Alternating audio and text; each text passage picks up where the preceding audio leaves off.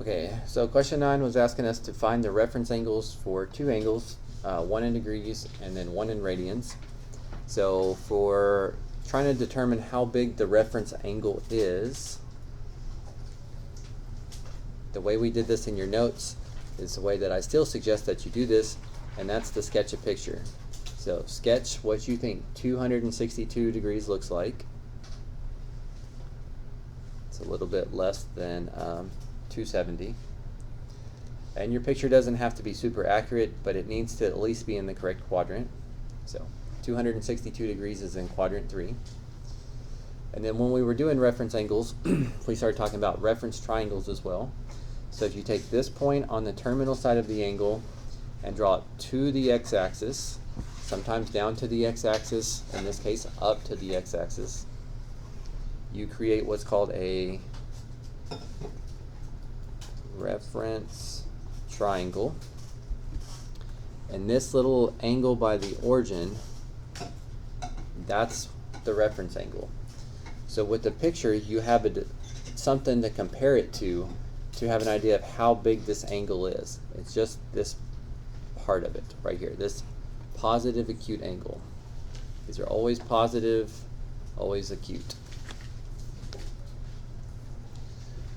So if I can see this whole thing is 262, and the amount of this that's not part of the reference angle is this stuff, and that stuff is 180 degrees, then you could just subtract 180 from this and get 82 degrees for part A. Now the unfortunate thing about these question types is that there's not really just like a formula to use. This time I took the angle given to me, subtracted 180. That's probably not going to work on the next question. I did that because I saw, like I reasoned through with my picture how to find that part of the angle. But you shouldn't just memorize, oh, I'll just subtract 180. That only works sometimes. Okay, and then same thing with B, except this guy's in radians. So if this is where 1 pi is, which is the same thing as 9 pi ninths, 7 pi ninths is somewhere in quadrant 2. So that's a sketch of the angle that we're starting with.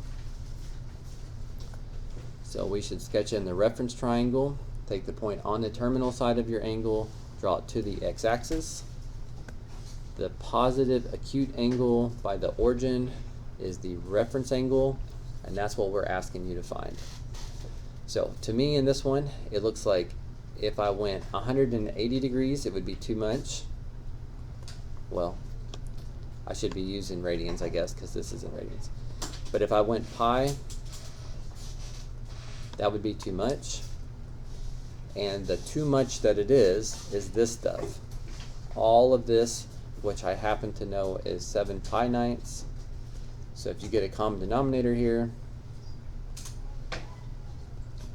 9 pi ninths minus 7 pi ninths means that this reference angle right there would have to be 2 pi ninths.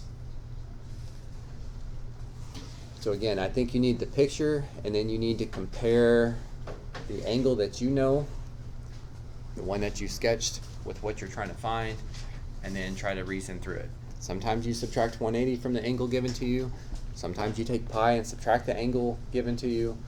But they're not formulaic where you can just always do the same thing.